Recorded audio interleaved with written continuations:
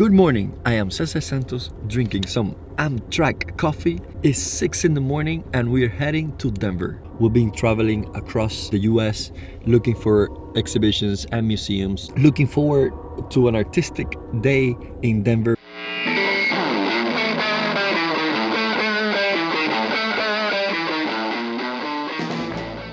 We are loving this trip across the US. We started in Miami. You have to see the other episodes. If you haven't, check those out. I'll put the links down here. It's been incredible to see all these landscapes and be inspired and think about art. It's been a very profound trip, I could say.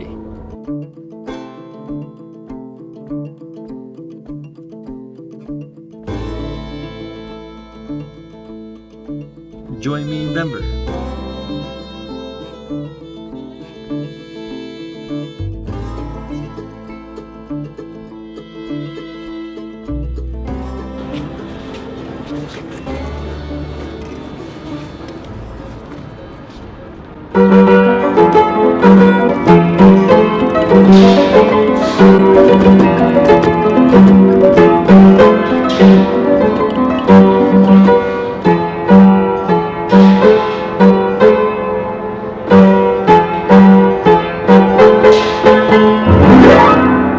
We just got here to the Denver Art Museum. They just told me that the building where the 19th century paintings were is under construction. That whole section is closed.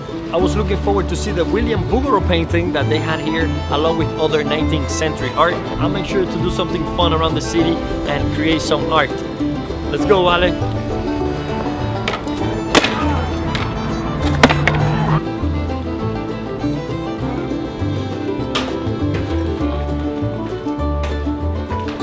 The museum is closed. We have time to do laundry because we've been traveling for a while. Vale, can you help me? When the museums are closed, the best time to do a tattoo is that day. So let's get a tattoo.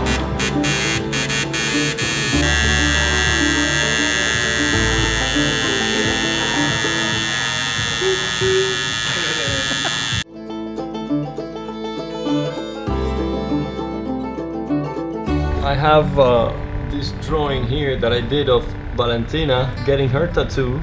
Everything is foreshortening, so it's very difficult to get it. But I think I did it quick, and that was a quick tattoo. Sometimes Valentina get bigger ones. Tattoos. And when I start drawing, when I start measuring, I imagine shapes a little bit abstract. Try to see everything abstract and flat that way. Big measurement. Triangulation is a good method too, comparing angles. So from one corner to another, going up and back and down. So it's like think of triangles as you connect the important landmarks.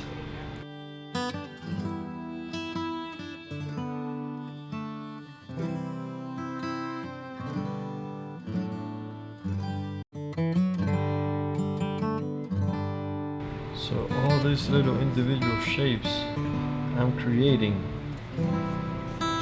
to later hope that they connect into a figure.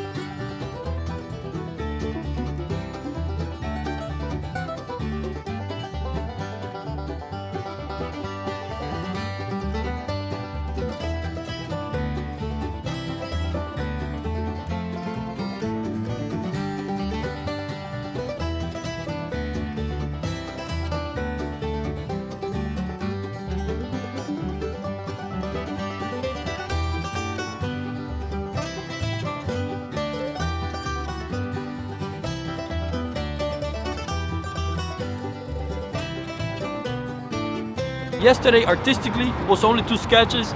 So now in the morning, we decided to take a train and go and visit another city here in Colorado.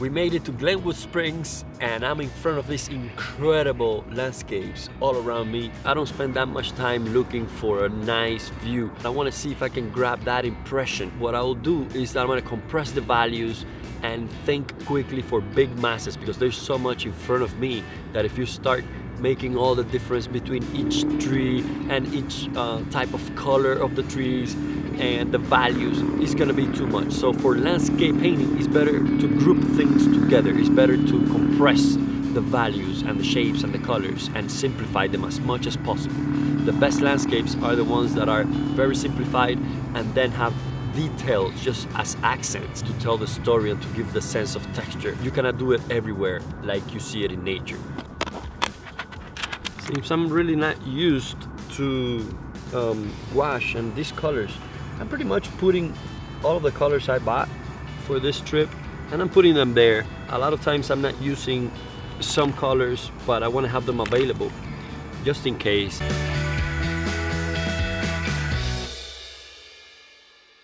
I'm thinking of doing the whole page, so since right now everything I have divided into pages, this one, since it's just a vast landscape and massive mountains, I'm gonna try to do it here. First I'm gonna study the landscape with the pencil, so I'm gonna be sketching lightly. So I'm gonna divide my sky, and there's gonna be sun here hitting my page here, but whatever. I'm not gonna be concerned with that right now. I'm gonna divide general mountain, pine tree, in front, overlapping. Pretty much that's the boundary there. So this is gonna be the bottom mass here.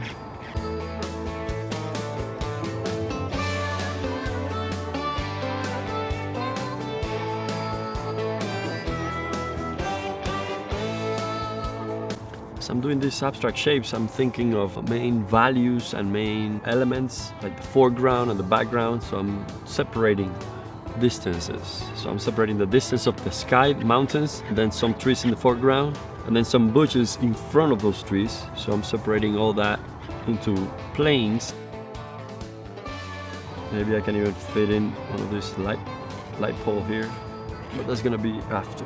So there's some shadow shapes back here, trees. What I have in front of me is like this bulk of masses of one thing. It's not individual shapes as much as one thing. And then maybe I want to grab, before the sun moves, I want to kind of place here some of the shadow pattern on the road, on the street, so that I can play with that also as a compositional element. That way I have vertical kind of lines with these trees standing here, some crazy shapes, and then some perspective of the shadow here going across. So maybe I leave some of those. All right, that looks like a scribble, but I know what things are there. It makes the color for the sky. I'm gonna leave this area open for the tree.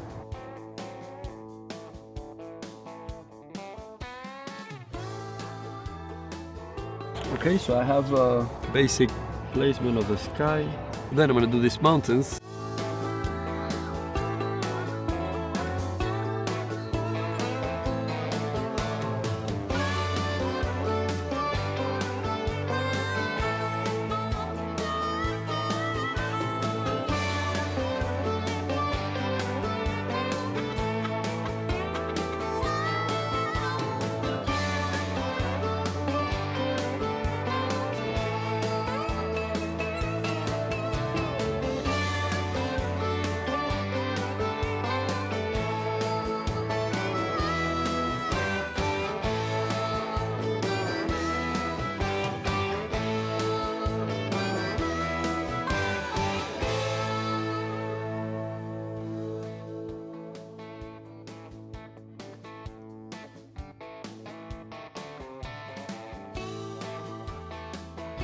some of these warm colors in the front might give a sense of distance, so color variation. If you see this whole thing, this whole exercise is supposed to be a color experimentation. You know, you get used with the nature, with the rhythm of color arranged in nature. That way you can create an abstract painting that has some meaning, because it means that you were really observing, and it means that you were paying attention to the variations of nature. It's not about copying the thing realistically. That's why you take a photo, you know. I believe that painting should be an emotional window that is captured by the artist.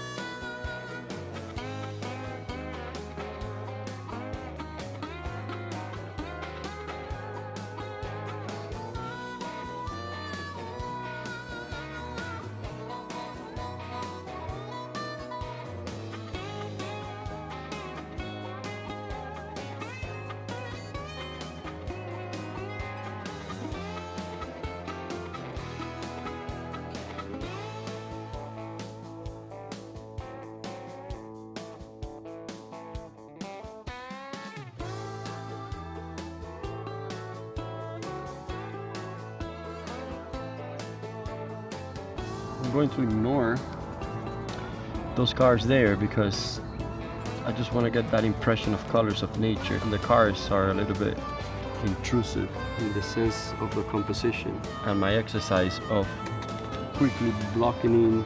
So I'm bringing contrast to the front, and I'm creating the shadows warm, even though they're kind of cool now because the sun hitting those little bushes in the front, they're making the lights warm, therefore the shadows are cold. But I'm gonna set myself up before by doing these warm shadows, and then I'll paint the cools into them.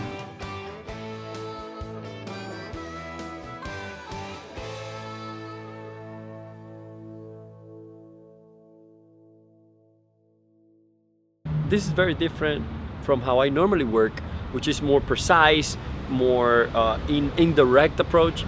In this case, it's direct, and I'm getting stains of color as I go to get that impression. I just did this long distance scene with the mountains, everything far away. Now I'm gonna select something closer, something that I can control and define a little bit more. I'm doing all these exercises from live. Normally I work a lot from photos in my studio as I produce for my career and my shows, so it's a different approach. But sometimes in your life you have to change it up and make sure that your artistic life stays organic. Trying new things, new challenges, traveling, being uncomfortable outside my environment with new mediums. The gouache, fast drying, also when you try to mixing into it again, it gets wet again and it re-blends again. So a lot of things are new to me, and I'm enjoying it in a way, and it puts me in a cool, alert mode. So after this goes blank page.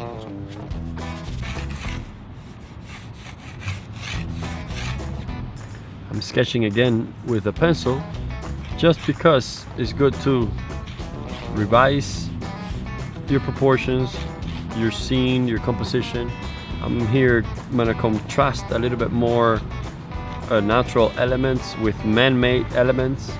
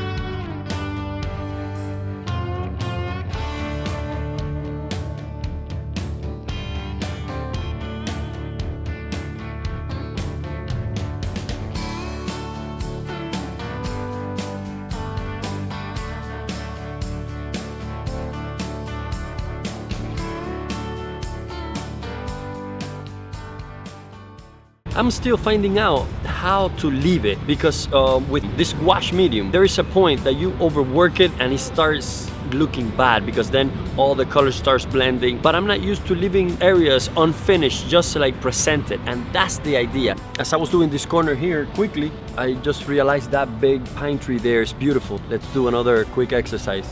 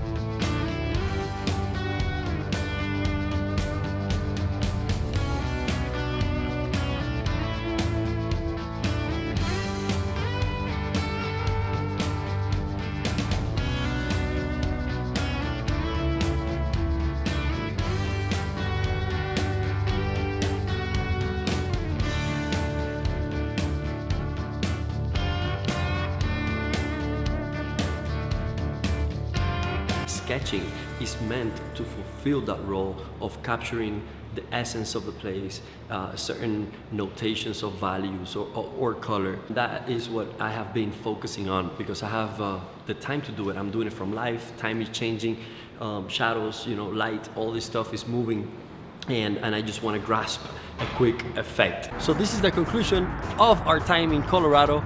We went to Denver, came to Glenwood Springs, sketch around, heading out to the west for more painting and sketching adventures.